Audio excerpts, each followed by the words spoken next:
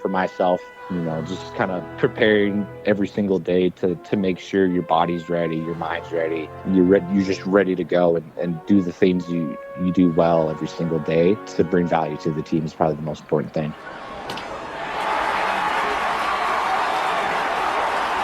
Welcome to episode 313 of Alberta Dugout Stories, the podcast. I'm Joe McFarland, and welcome to the start of the 2025 podcast season.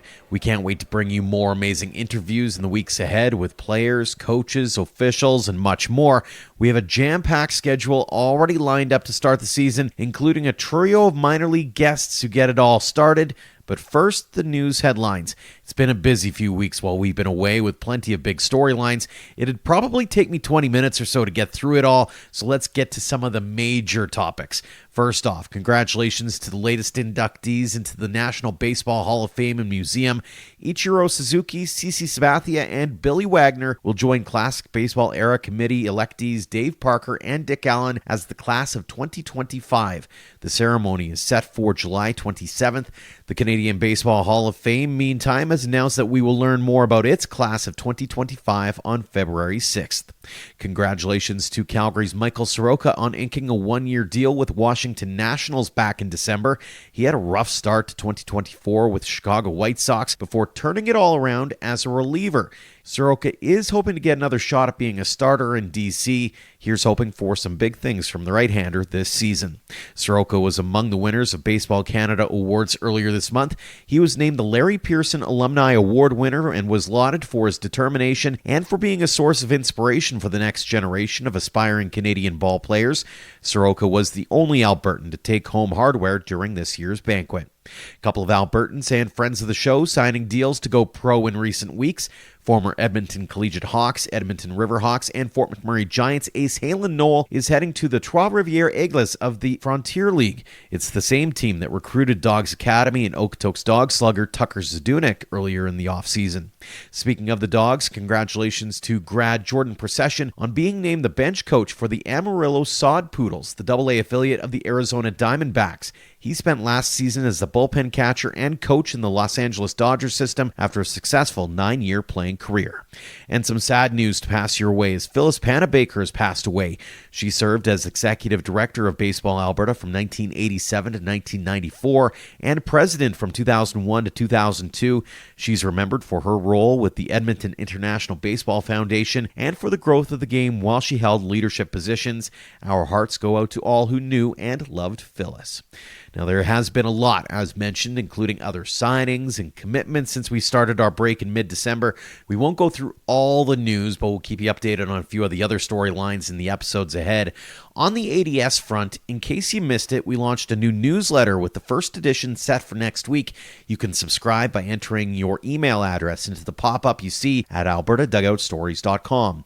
We've also launched an account on buymeacoffee.com. We have a trio of supporters there already, people who want to donate to help us with a few extra costs for our growth.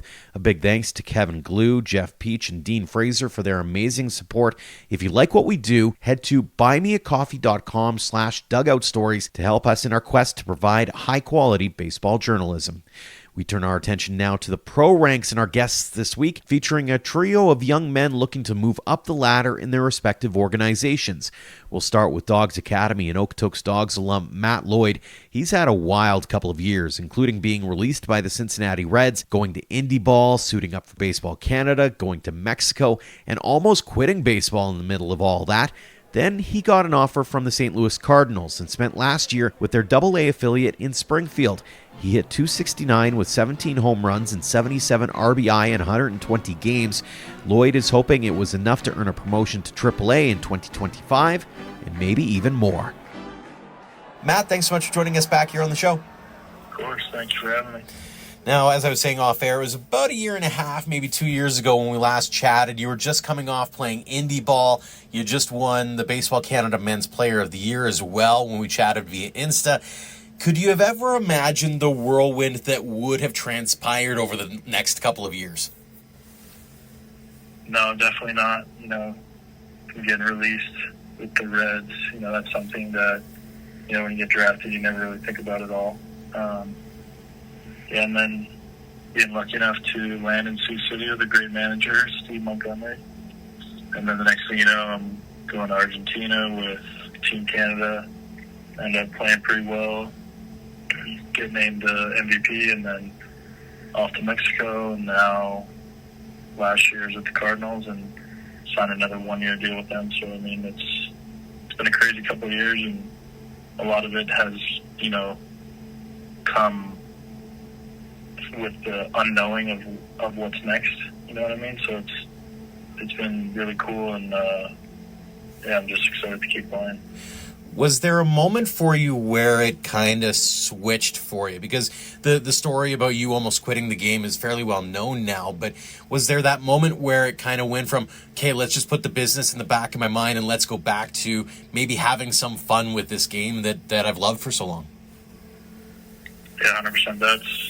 That's what I took away mostly from Sioux City was, just trying to have a good time and, enjoy the teammates and being able to play every day, and literally just going into that season thinking, like, I'm going to just try to have as much fun as I can and try to keep that same type of mindset going into, with the Cardinals in Springfield. And I think that really took care of a lot of stuff that happened on the field because, I'm happy to be there and just enjoying all my time there. And I found that, the game kind of took care of itself at that point. Whether it was playing for Sioux City or maybe it was playing for Baseball Canada or maybe it was going overseas or going international, was there anybody that you kind of leaned on through that entire process to make sure that you were kind of keeping that end goal in mind of, hey, I got to catch the eye of somebody in the MLB ranks? Yeah, I think my manager with Sioux City was really good about that. A couple chats here and there, just talking about, because there was a point where that I was, like, you could tell that I was trying really hard. The team might be struggling, and that's something else that, I've struggled with throughout the career is, when the team's struggling, like, that doesn't mean I have to do more. You know what I mean? Just playing my game, being myself.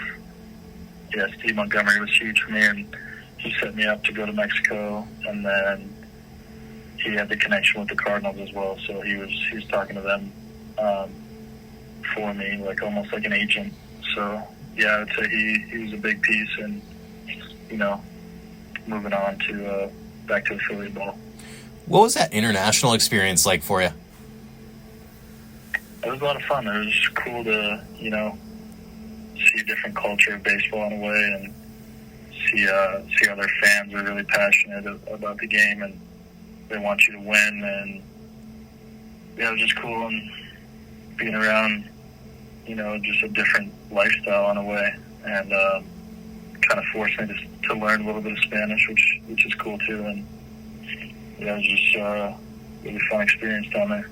Very cool. Was there a moment when you got that phone call from St. Louis and all the paperwork was signed, was there a bit of a sigh of relief in your eyes? Like, okay, all this work, all this preparation, all this trying to come back has finally come to fruition and I can finally maybe breathe again? Yeah, 100%. I was down in Mexico, and then there's some summer Mexican teams that wanted to sign me for the summer, and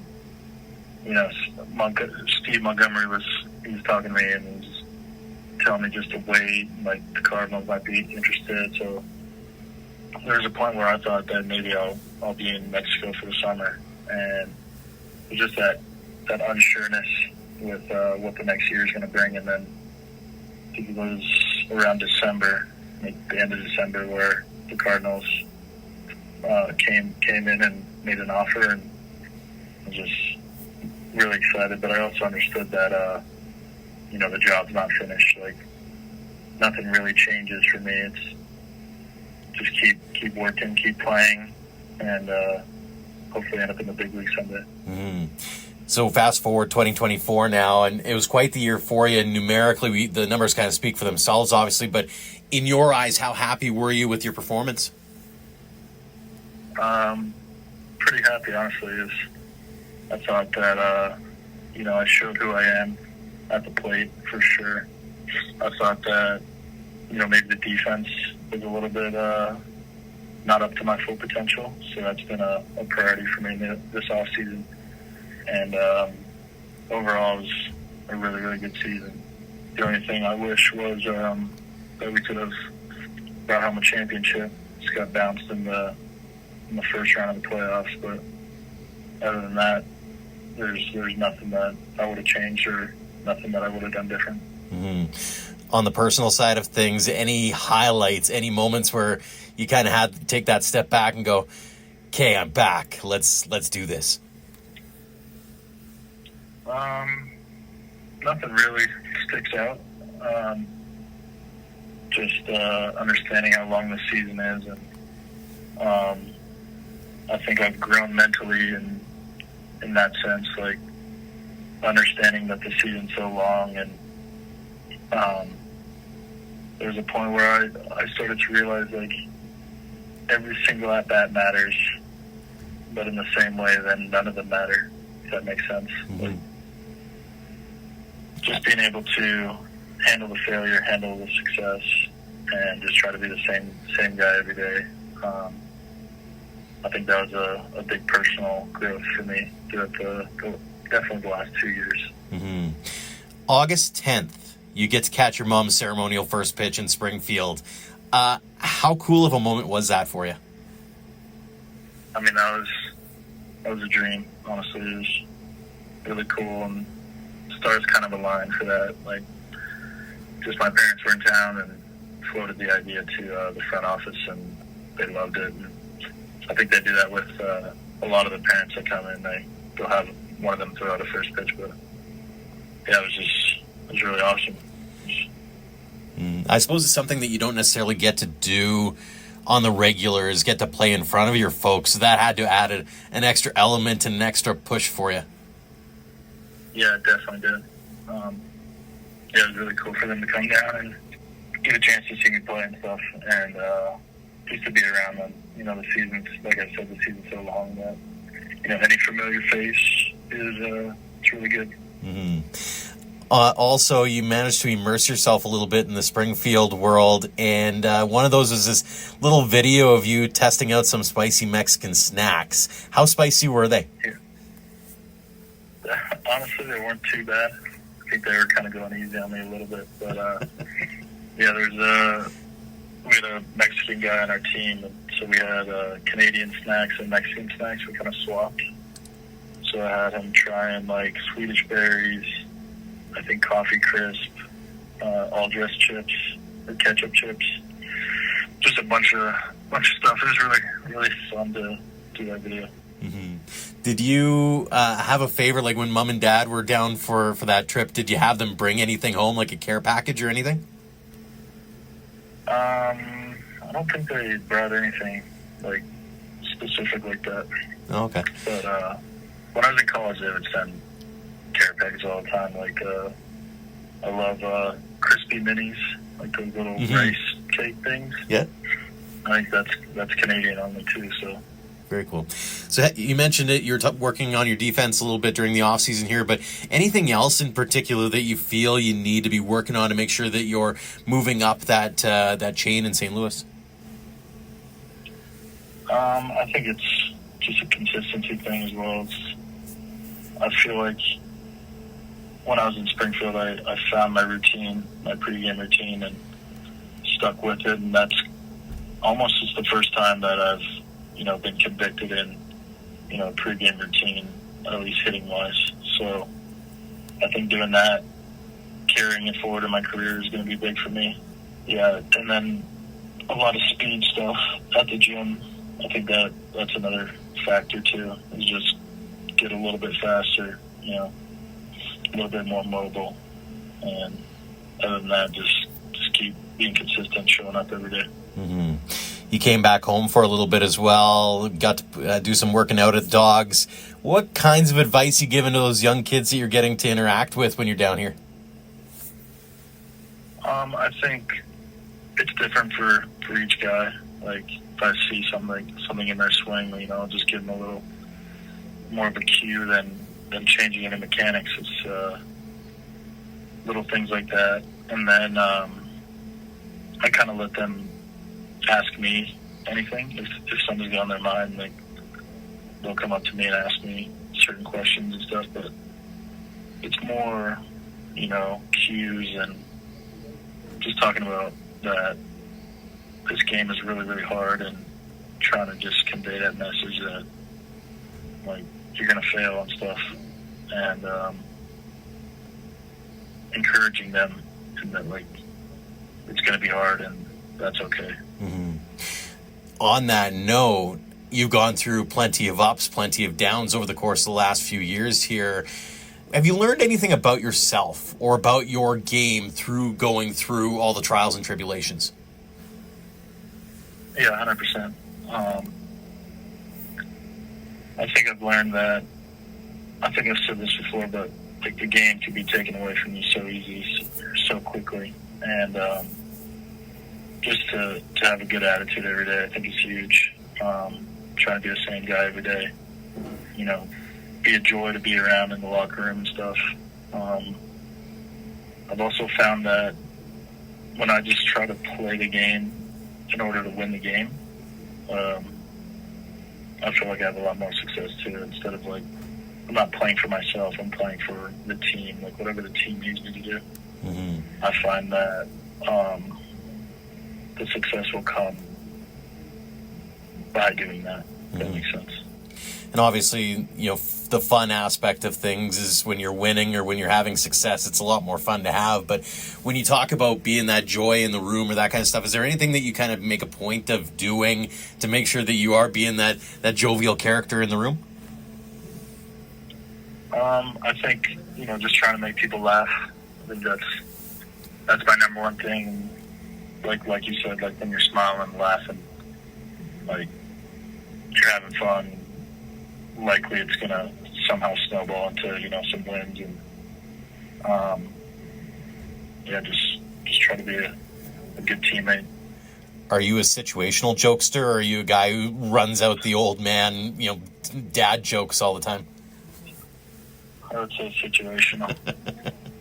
My dad loves the corny dad jokes, so try to take a different approach here. That is fair. Matt, really appreciate the time. I got one more question for you, and it's got to do with this coming year. Do you have any expectations of yourself going in? Can you smell MLB right now, or what are you envisioning, and what would you like to get accomplished over the next couple of years here? Yeah, I think it's in the realm of possibilities. Just as long as I can stay on the field and just play my game, I think there's no reason why I couldn't be up there. And as far as expectations go, it's similar. I just want to win games and help the team win. I'm not too worried about hitting a certain average or a certain amount of homers. So I like to think of it more as I want to help the team win, and when we're winning, then guys are going up. That's the way I look at it. Mm-hmm. So yeah, just stay who I am, essentially. Well, it's a great outlook as you head into the 2025 season and beyond. Matt, really appreciate the catch-up as always. Congrats on the success of this last year. Continued success in 2025 in the St. Louis Cardinals organization. And again, thanks so much for joining us here on the show. Thank you very much. It was awesome. Next up is Vauxhall Academy grad Adam Macko, who is one of the top-ranked prospects in the Toronto Blue Jays system. He had a pretty good 2024, going 5-5 with a 4.98 ERA and 16 starts for the Double-A New Hampshire Fisher Cats, striking out 90 in 81-plus innings. He also had to deal with an injury, which led to him going back down to Dunedin for a while, and then he earned a start in Triple-A Buffalo to end the campaign. He would love to stay there in 2025 and maybe move up to the big club after a productive offseason both on the field and in his personal life. Adam, thanks so much for joining us here on the show again. Absolutely. Thank you so much for having me.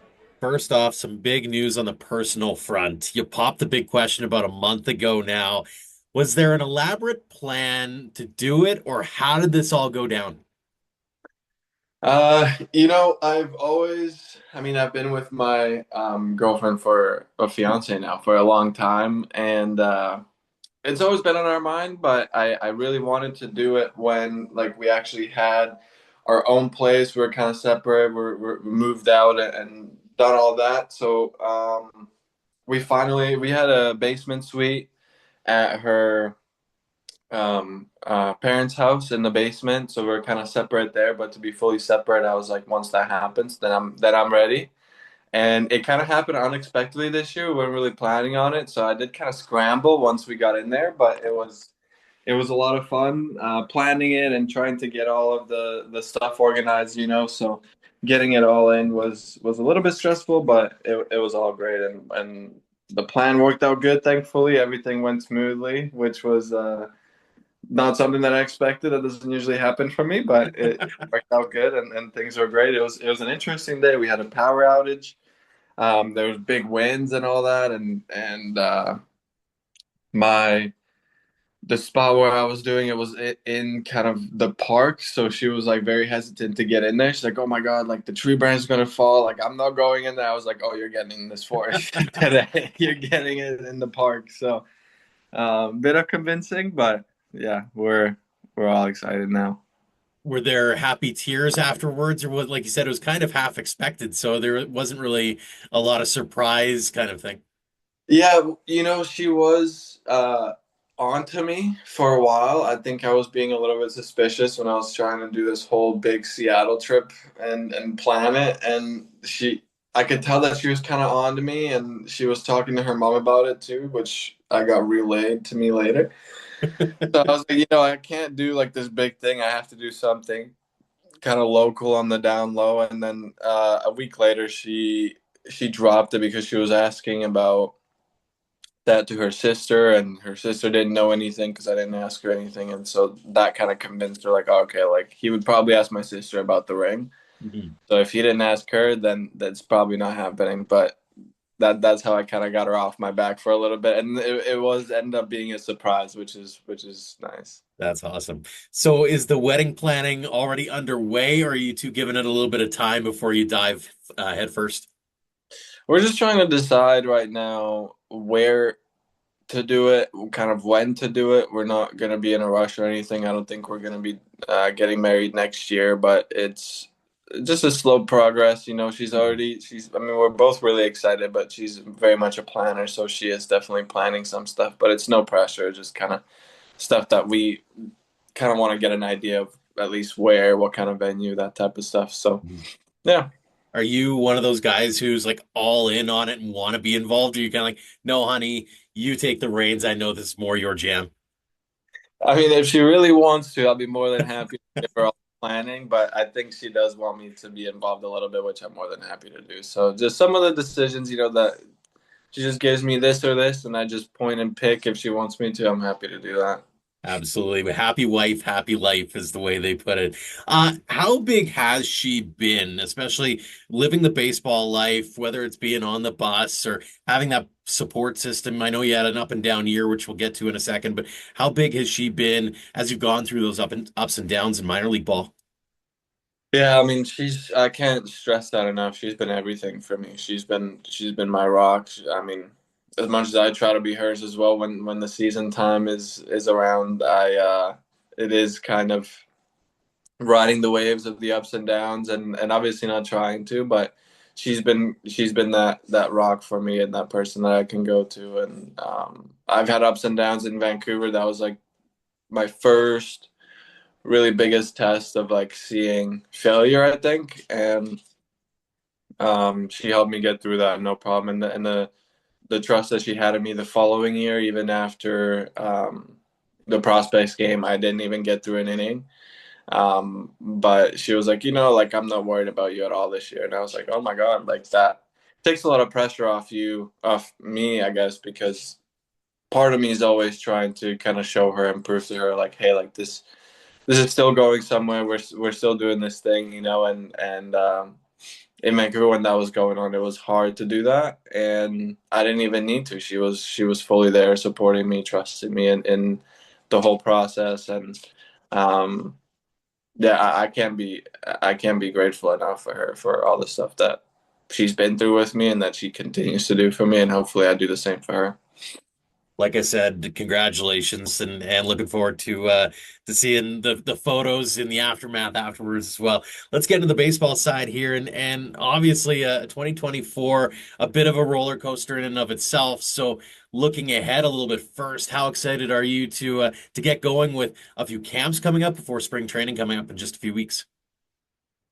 Yeah, no, I'm super excited about that. I've been trying to, get out there and show what I can do for a while now. When you're at the end of the season, you're excited. You're like, oh, like I have an off season now. I get to relax and all these things. And then a month later, you're like, oh my God, I want to get back out there. So I've been trying to speed time along as it goes, but it's finally coming up pretty soon here, and I'm very excited. I've been training really hard, very specific stuff that I need to do, and the more specific you get, the better. So like I really had a really good plan this off season. I'm very very excited. Doesn't mean and I've learned that going into Vancouver, like just because you have a really good off season and things go the way you want, doesn't automatically give you a free pass to have a great season. But I just got to take what I've been doing and kind of apply that into spring training and keep going. And I'm super excited for this year. I think a lot of good things are to come.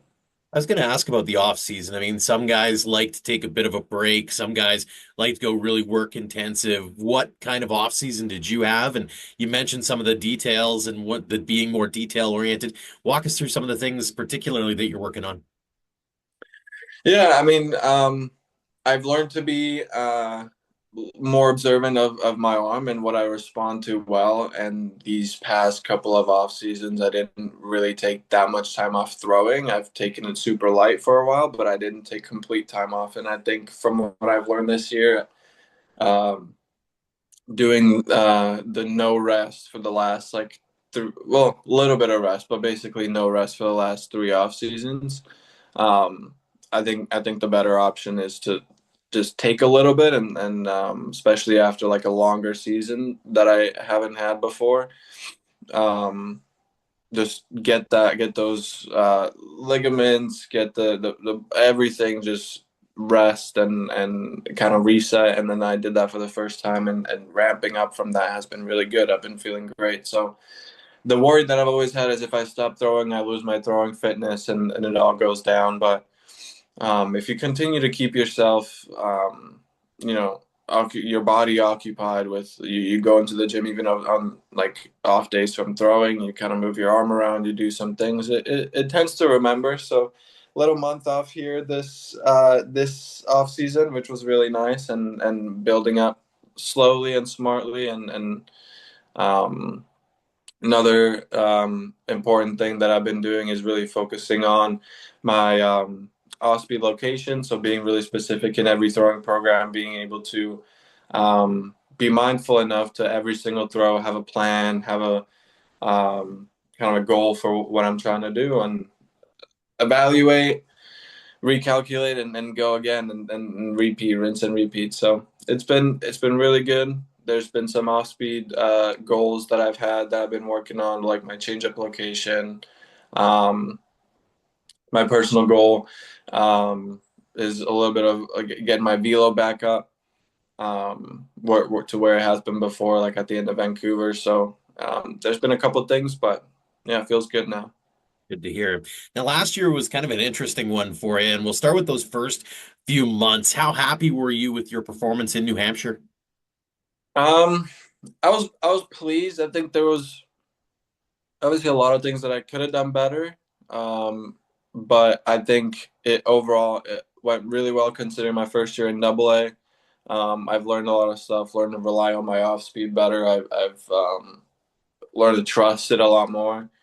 And yeah, I mean, obviously there's some ups and downs in any season, and one good start, one bad start does not define your season. So I try to keep that in mind and just keep going. And even though I was injured there for a little bit, I still had the most amount of innings that I've had in minor league so far, and I've racked them up pretty quickly through the first half. So um, that tweak was unfortunate, but I was feeling really good about where I was with the amount of innings racked up, and yeah, just getting more specific on my forearm work, on my elbow work to eliminate those weak points, and hopefully a strong feeling that it worked. But you never know in baseball. There's no guarantees, but hopefully it's all good, and I'm sure that it will be. You mentioned the injury. That's kind of the second of three parts to the season that you had for yourself. It ended up being about a month off, a little bit more than a month. How challenging was that for you? Because I'm sure you're probably sitting there itching to get back, but you've got to go through this process of making sure that you are free and clear and ready to throw again. Yeah, that was one of the hardest things because the I took a little bit of time off. I took maybe a week off of throwing, and I started building up, and I felt good right away after that. But it's just been a process of being smart about it and getting my one inning, then my two innings, and slowly, racking that up and getting all my outings in, and the bullpens before the outing. So it felt like obviously it was necessary because you need to build up slowly, but it felt like I could have just gone back after a week. But that was the most frustrating part, is like I just have to trust the process and be patient and let myself build up properly so that I have the best chance at staying healthy and best chance at success once I get out. So um, my my physical therapist did a great job. The people that worked with me did a great job, and I'm really happy with the way it went. But as a competitor, you always want to be out on the field, so that was definitely really hard to feel good after a week, and you kind of being still slowly getting into it. So it was definitely difficult, but it's easy to trust in the people that I work with, and as long as I had that, I was all good. Suppose it's a bit of a lesson, not just for yourself, but maybe others as well, is there has to be a bit of long game thinking involved when you get an injury like that, whether it's guys going through Tommy John or guys who are, having something like a forearm strain, right? It's like take take the necessary time so you can have a longer career and not face recurring injuries kind of thing. Yeah, no, absolutely. You hit it right on the head with that. It's the most crucial part, obviously, of any rehab, is like when you're coming back and you're throwing and you're making sure that even though you're excited because you're feeling good, you gotta have that mental break on, at least for the time being. And that was always a hard thing for me. Like even when I wouldn't be injured and I'd be just playing catch, it'd be hard for me by the end of catch play to not be ripping it as hard as I can when I was a kid. And that kind of stayed with me for a little bit of pro ball, I think. But part of it's helped me, but part of it's also hurt me. I've dealt with a lot of injuries, so like learning for me to constrain my throwing to allowing it to be what it's supposed to be has been a journey. But you live and you learn, and yeah, that's definitely something that I needed to develop, is that feel for just all right, like it's a light day today, you can relax, you can just make your 30 go home. But yeah. Absolutely. So post injury, you made some starts in Dunedin, then you got up to New Hampshire, and then you got the call up to Triple-A. How did you feel about your performance as a whole, or how your arm felt coming off that injury? My arm felt pretty good. I was When I was pitching in Dunedin, it was better and better as this starts went on. I was Because I took a little bit of time off. It was weird. It kind of threw me off the kind of mechanical rhythm that I had, and it didn't feel as natural, even though it's only really. I mean, it's been more than a week of like not throwing off the mound, but just a week of no throw has really, like, if I take a day in a season, like I'd throw 6 days a week. I'd take one day on Monday, and when I come back on Tuesday, I'm like, oh my, like what happened in my body? Like I gotta relearn how to throw. So it is weird that way, but felt good. And just trying to build up to that intensity as I was rehabbing. That was difficult, but I've been in Dunedin, getting hyped up for a game that doesn't have that many fans and that is like pretty quiet is also difficult. So going from Dunedin to New Hampshire, that was a big step, and really a lot. Like in Dunedin, it felt like I kind of just could have just gone out there and closed my eyes and things might have gone good. Mhm. But then New Hampshire was definitely like, okay, like I remember this, and you got to be a little bit more, you got to be a little bit more fine. But I think just getting my rhythm back from like getting um, put on the shelf for a month, it was. I think I just needed maybe a couple more starts at a higher level to kind of get myself back comfortable. I felt it coming on, but there was still definitely hiccups throughout my outings. Because Mhm. I mean, in New Hampshire, I had one bad inning where things kind of went sideways, where I kind of fell out of rhythm. Everything else was really good. I had 2 innings in Buffalo out of the four that I was like, I probably could have gone a little differently, but that's baseball, and I was just happy to get out there and spend the week with the guys and get kind of used to the area before I got out there this year. So it ended up being a really good end of the season for me. And a bit of a reunion too, because you got to spend some time with with an old friend, Damiano. What's it like being able to go along the journey with him?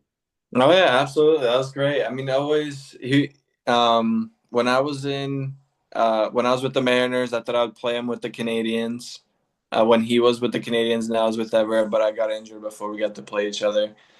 And then obviously we got traded. I got traded to the Jays, so we're spring training together. But then he went to New Hampshire. I went to Vancouver, and we weren't together yet. And this was the first time since high school that we've actually been on the same team together. So that was a Mm. lot of fun. It's always a pleasure watching him play. He's an amazing player. He plays hard. He's got that he looks like a ball player type look, and he's just an animal. He gets after it every single day. He works really hard. So to be able to be on the bench and watch him go after his stuff and do his business is something that I'm grateful for. Yeah.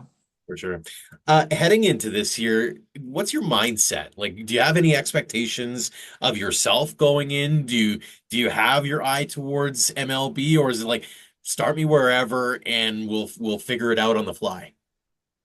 You know that part of baseball I try to keep on the back of my mind is like Triple-A, big league spring training, all that stuff is really cool.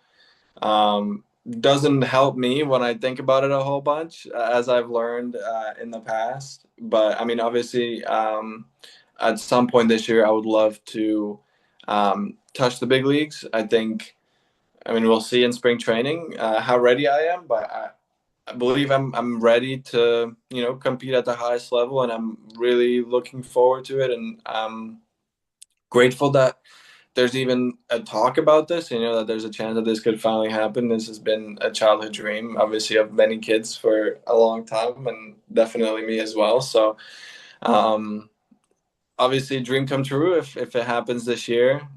That is my plan, but it's not. I would say it's an expectation.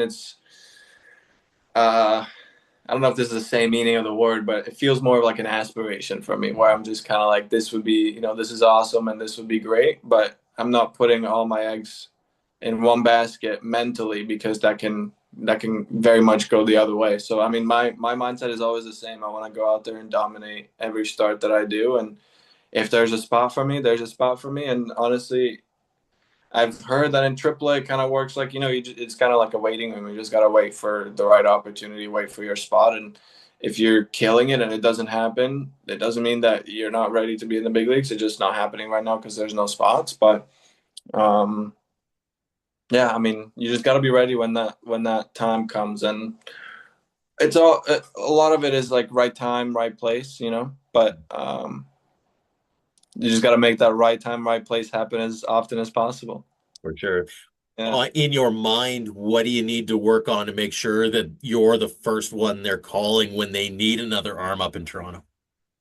I think for me, it's just, especially here in Triple-A, is being aggressive in the zone. I heard and I felt it a little bit in my start that the zone is a little bit smaller, like the top of the zone where I want to live has been cut off a little bit. So adjusting to that a little bit, I definitely noticed the hitters being more patient in Triple-A than they were in Double-A, whether that's because of the smaller zone or they're just better hitters or just both, probably a little bit of both. And yeah, for me, it's just really filling up the zone, as simple as that sounds, like being able to command my off speeds to keep hitters off balance, to keep them guessing. But basically, if my off speed is in the zone and I have that command of at least 2 off speed pitches with my fastball, that I think is going, and I can do that consistently, that I think is going to get me out of days where I may not feel that great, which is awesome. You keep the consistency going, and that's basically what it's about. That's what they're looking for before you get called up. Absolutely. Final question for you. I know I've asked the question about what does baseball mean to you, so I won't ask that one, but I will ask. It's the you can almost smell it, right? The majors is right there. It's there for your taking. What would it mean to you though to get that phone call into the manager's office in Buffalo and get told you're going to the show? You know, I as the spring training is getting closer, I've been visualizing and like going over that moment more than usual. And it'd be like impossible to put into words. Like I'm like anytime I would like seriously think about it and like try to get myself in that moment, like I'm almost starting to tear up like as I think about it. So there's been so much sacrifice that happened from not even from my standpoint, but like from my fiance, and my parents, my coaches, obviously a lot of people around me that had to have allowed me to do what I'm doing, and to like for example, my parents like moving to Canada. Like I don't think I know I wouldn't have been here if it wasn't for that, and like we talked about earlier, my fiance support. I probably definitely wouldn't be in a spot that I'm in now if it wasn't for that, and her willingness to kind of put up with me being gone for 9 months of the year and just get nice 3 months together, and then I have to go again. And she's a real trooper for that, and honestly, just the people that I have around me, I'm super grateful for. So it would make me. It would just make me super happy and grateful that I was able to share that moment with all the people that helped me get there. And I mean, yeah, as to any other baseball player, I'm sure it really means the world, but it's it's hard to put into words, I guess. But Here's hoping that call does happen sometime in 2025 here, Adam. Congrats on the engagement. Congratulations on all the success last year, continued success in 2025. Always a pleasure getting a chance to catch up with you and talk about your incredible journey. Thank you again so much for joining us here on the show. Thank you so much, Joe. It's been a blast. Finally, we get a chance to catch up with St. FX Academy alum Matt Coutney. The Wetaskiwin native started the season with the Los Angeles Angels High A affiliate, the Tri-City Dust Devils, hitting .270 with 8 homers and 42 RBI, and was also among the league leaders in doubles with 22. That earned him a promotion to Double-A Rocket City Trash Pandas. Love that name. He posted a line of 194 with a homer and 8 RBI in 28 games. He admits it was an adjustment heading to a higher level, but feels like he's ready to grow into a bigger role this summer. Matt, thanks so much for coming back on the show. Yeah, thanks for having me. Looking back on the year, kind of the tale of 2 seasons. We'll start in Tri-City. You were among the league leaders in doubles, seemed to be going in a good groove. How did you feel about that part of the season?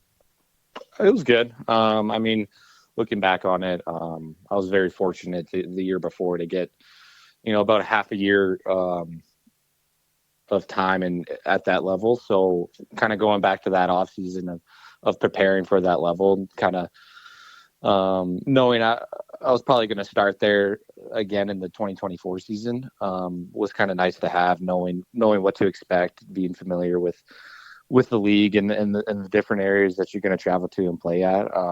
But yeah, I felt like I did a really good job there. I felt like that I, took care of business, did what I needed to do, and was really thankful for spending my time there, and got to experience a lot of different things, in my time in Tri-Cities. What was working for you at the plate that made you feel that much more comfortable heading into, I'll call it year 2 of High A, but kind of that second half of the second season in High A? I'd say definitely each year that I've played in my career dating back to college, you start to learn more about yourself. You start to learn more about your body, your swing, what works for you, what doesn't. And one thing that will trump a lot of things is experience in this game. People do not realize how important that is. You can go up there and have, really good mechanics or be super strong or be super fast, but if you don't have any experience or have the approach or the mentality of being able to grind through, 120, 130 game season, the wheels are going to fall off the bus pretty soon. And kind of having that experience, and the best way to describe it is the awareness of your day-to-day preparation was probably a lot of the reason why the success at that level kind of happened this year. Mm-hmm. Then it's off to Double-A and Rocket City. And before we get to the on-field stuff, I personally love the Trash Pandas name and the brand and the logo.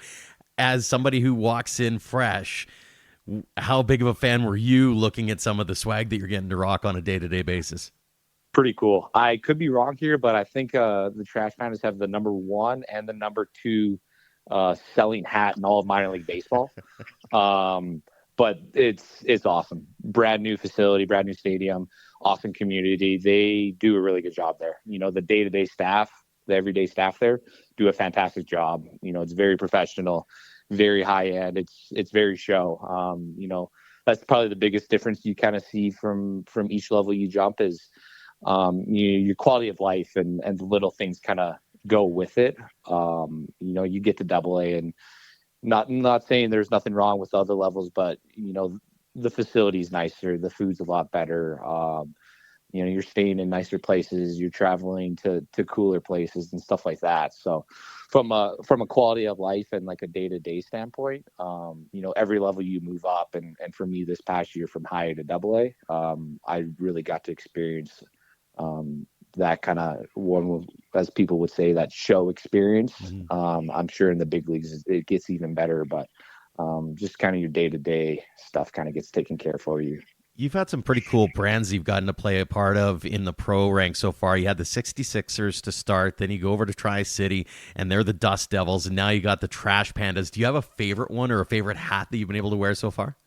I'm gonna go with I was hoping you asked that question, because in Tri-Cities, they don't do too much. In Low A and in Double-A, they had a bunch of different hats and different themes and nights like that. But in High A, they have these two jerseys or hats or whatever you want to call them, Mm-hmm. that you kind of roll out, 7-8 times a year. And the one with the rooster tails, super cool.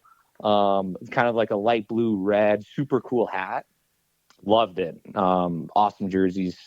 They're so much fun wearing those. And then kind of like a little spin-off here. It was like our Latin night or whatever they would do, once or twice a month or whatever.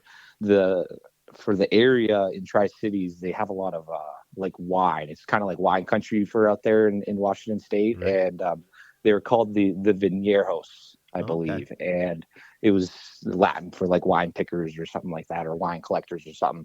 And I've never worn a jersey with purple. I've never worn a jersey with lime green, let alone both of those combined.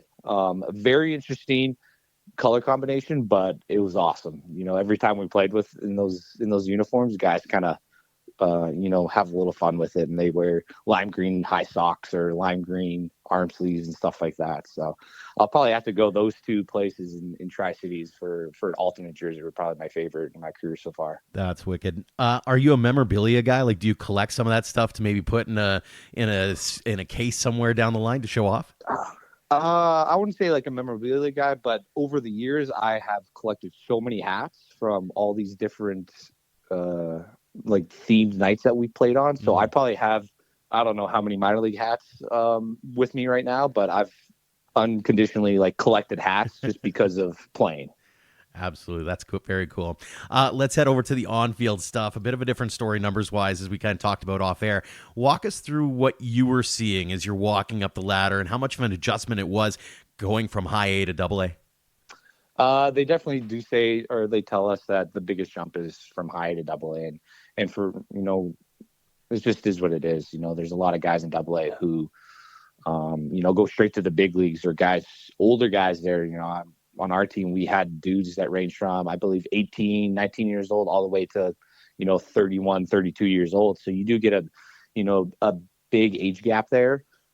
Tends to be a lot of older guys, a lot of guys that, there'll be guys who have Triple-A time, some guys who have big league time playing in Double-A.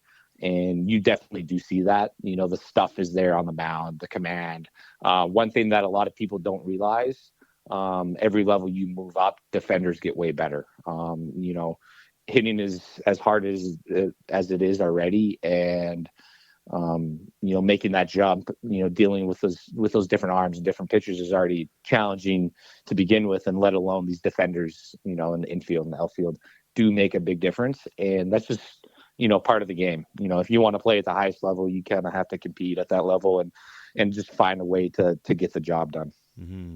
You mentioned earlier about learning more about yourself as the years go on. Was there something about this season that made you go, aha, when it comes to your own game? Yeah, I definitely say each year goes on, not only professionally, but dating back to all the way from college and high school, you start to realize the stuff you're good at, maybe some stuff you're not so good at, and start to really focus on how you could bring value at the end of the day, whether it's you're playing in low A, high A, Double-A, or the big leagues. If you can bring value to the table, you'll have a job. And whatever your skill set is, you need to be able to hone in on that. And for myself, just kind of preparing every single day to make sure your body's ready, your mind's ready, you're just ready to go and do the things you do well every single day to bring value to the team is probably the most important thing. So looking at that value proposition heading into 2025, what have you been working on during the off season to make sure that you're hitting the ground running going into spring training? I definitely do. I definitely did change some things up this offseason a little bit from how I'm preparing. I've kind of cut down a little bit on my swings and stuff like that. I remember last offseason I kind of got a little obsessive and was hitting a lot, and you do feel that wear and tear as the year goes on. So I've kind of learned to dial it back and be a little bit more focused on that end of the spectrum, at least on the hitting side.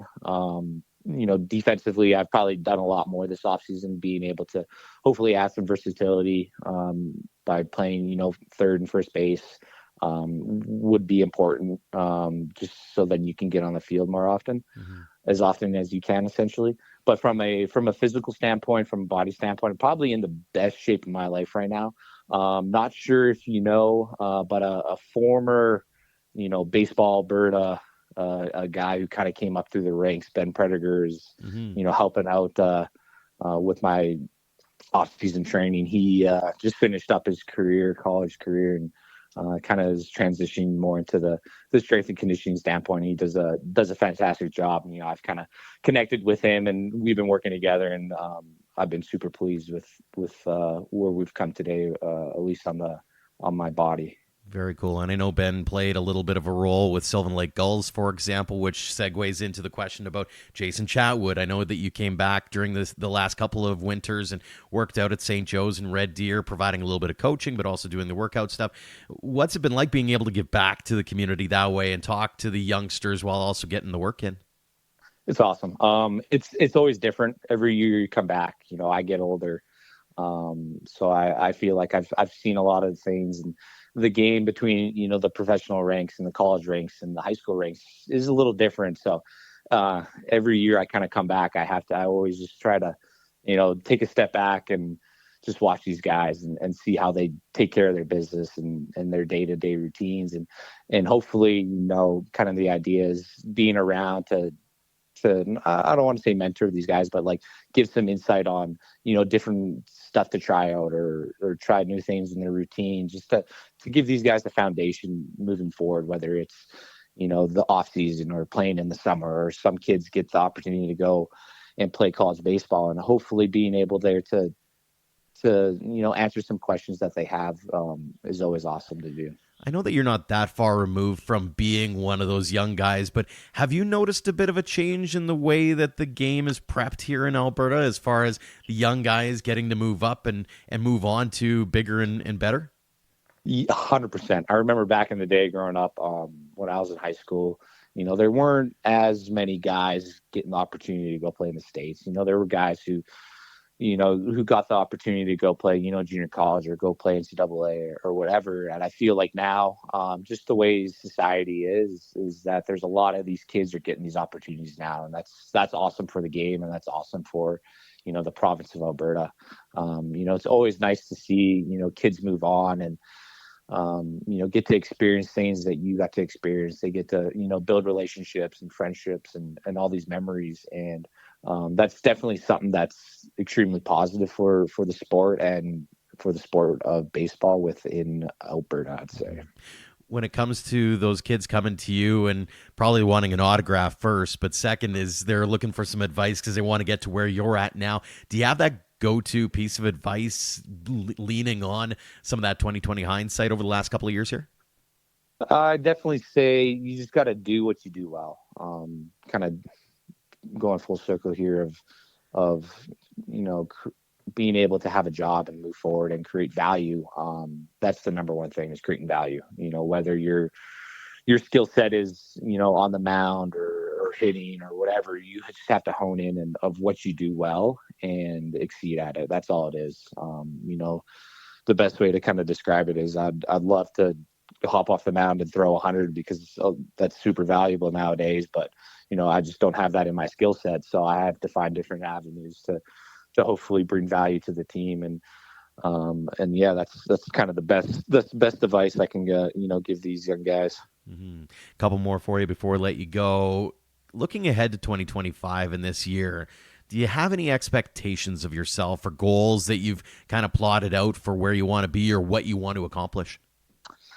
If you were asking me that question a couple years ago, when I kind of first got drafted and started this whole pro ball experience, I'd sit here and say, oh, I want to be at this level, start at this level at the start of the year. Halfway, I want to move up. And if there's one thing I've learned in pro ball is to not worry about that kind of stuff. That stuff is kind of out of your control. Those decisions that are made by some of these people, you can't control any of that. And, to kind of answer that question on goal setting or where you want to be and stuff like that, the best way to kind of approach it is just do your job and take care of your business. I mean, at the end of the day, all you can do is show up and prepare your body the right way, your mind the right way, give it your all, and, recover at the end of the day and kind of repeat it. A lot of people get, I don't want to say mixed up in what happens, but a lot of people think it's